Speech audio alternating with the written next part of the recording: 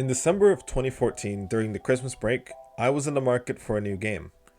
I was tired of RPGs and MMORPGs. I was even burned out on AAA titles, and even though I had Pokemon, I still felt like there was something missing from my gaming experience. That's when I found the free-to-play game League of Legends. League granted me the challenge that I've always wanted. My gameplay was no longer tied to hours of grinding, level ups, buying armor, unlocking all of these tiny little traits, but now it was tied to my knowledge of the game and my base level mechanics were being tested. Over the years, League was my main game. I would introduce some of my friends to it, I would constantly talk about the gameplay changes and the new innovations, and I would even watch the competitive esport. Even though it wasn't always a happy experience, it was exactly the sort of high stakes challenge I always wanted. League is also classified as an addicting game, one where no matter how much you hate it, you end up coming back to it. I don't necessarily see it as a bad thing though.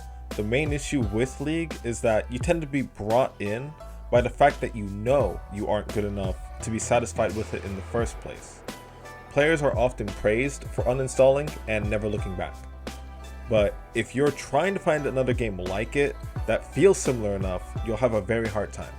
While Dota and Smite are probably both completely fine games, neither is close enough to League that I'd personally feel comfortable with switching over to it. I never thought that I would fall in love with a new mobile game ever again, until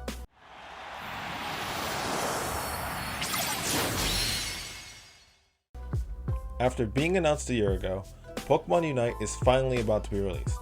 I thought it would take until that official release for me to get my hands on it. However, as a lot of you know by now, the Japanese beta just ended after a full 3 days on the Switch. The only issue was that you needed a Japanese Nintendo account in order to play. I mulled over it a bit, but inevitably gave in and made an entire account just to play for one day. On that day, June 25th, I woke up at 6:30 a.m., cut my Switch on, and resolved to play until 10 p.m. that night. I played a little bit the night before, and spent most of the 25th just grinding ranked. This video will cover my experiences with the beta, everything I liked and disliked, and hopefully be entertaining and informative enough to garner your attention. So to start, Pokemon Unite was produced in part by Tencent, the Chinese company that sort of owns League of Legends, and while it's a controversial company, it's not automatically a bad thing. I remember a lot of people were turned off by the fact that Tencent was involved. A lot of people immediately jumped on the wagon, and that's probably a big reason why Pokemon Unite got such a bad reception. That and the fact that for some reason they use the term free to start. Now, free to start isn't necessarily a weird thing for a company to say. After all, cosmetics are a very huge part of MOBA games, as all of the actual gameplay mechanics and all the actual things that you need to play it are free. There is no need to pay for anything in a MOBA game unless you want to go the extra mile and buy something pretty for your character. Despite this, we probably would have never gotten a Pokemon MOBA if it wasn't for a company wanting to produce a new popular MOBA. And what better company to do that than one that's already managing the most influential MOBA game on the market. Like other MOBA games, Pokemon Unite features a top, middle, and bottom section of the map, and players will be assigned a starting position in Character Select. Where Unite quickly changes things up is in a few key differences. Firstly, the mid and jungle positions from League of Legends are combined into Unite's center position. Those two roles basically do the same thing to begin with, so it's an interesting change. The person playing mid in Unite will usually be playing a speedster, as they have the mobility and damage to clear the jungle, and then go on to assist the two lanes. Having two players starting in each lane also enables more team play. Another massive difference is how creeps were handled. In traditional MOBAs, you typically have 1 to 2 kinds of creeps. You have the lane creeps, usually some kind of minion that spawns on a set timer throughout the game and travels through the lanes to defend your territory. This also traditionally gives your opponents a way to farm. You also have the jungle creeps that spawn on the map and just wait to be killed in their own isolated areas. This can also come in the form of epic monsters that work like bosses, which you fight in exchange for some form of advantage in the game. The coolest part about Unite's creeps is that they're all tied to timers. I'll go a little bit more in depth about this later, but for now I just want to finish this introduction to the game by speaking about the biggest change to the formula. In other MOBAs, your team will be attacking some form of structure with the goal of destroying the opponent's base. The structures will protect you from danger, and if you successfully destroy the enemy's structures, you'll gain an advantage. This continues until either you or your opponent destroys the other's base, winning you the game. Unite follows that same formula, however, the goal of Unite is drastically different. In Unite, the game is decided based on how many points you can score in a predetermined amount of time. This is pretty much the opposite approach. Now instead of farming and buying items for 20 plus minutes, you're building up points and gaining EXP in order to become strong enough to break through the enemy line and score before time runs out. Every goal has 100 hit points, except for the main ones located in front of your and your opponent's base. These points are also unable to be destroyed. This means that you are playing to the very last minute in order to win. Now that I've given a lengthy overview, let's break this down further into everything that I like and dislike. Firstly, the concept of gold in this game is swapped for points. You'll still get experience from killing creeps and enemy players, but you do not gain gold throughout the game. Instead, killing wild Pokemon yields points that you can use to score. Pokemon can also learn stronger moves all the way up until level 9 when you get access to your ultimate. Some Pokemon also evolve, obviously, but I have no clue how those base stats are determined yet, so I'm not sure of how much of an effect that has on the overall game. I think that this keeps the game from getting clunky, as Pokemon items are added in before the game, like how pre-game of other MOBAs works. This might just be my favorite part about Pokemon Unite, because it really does suck being put behind on gold and experience in games like League of Legends. And with this change, the only thing you ever have to worry about is the difference in level between you and your opponent. It gives a much better gauge of power, especially for casual play.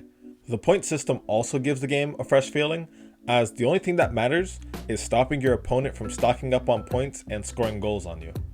Different Pokemon also have different strengths in this regard. Talonflame, for example, was by far the best scorer in the whole beta, as all of its abilities help it move around the map and escape from danger.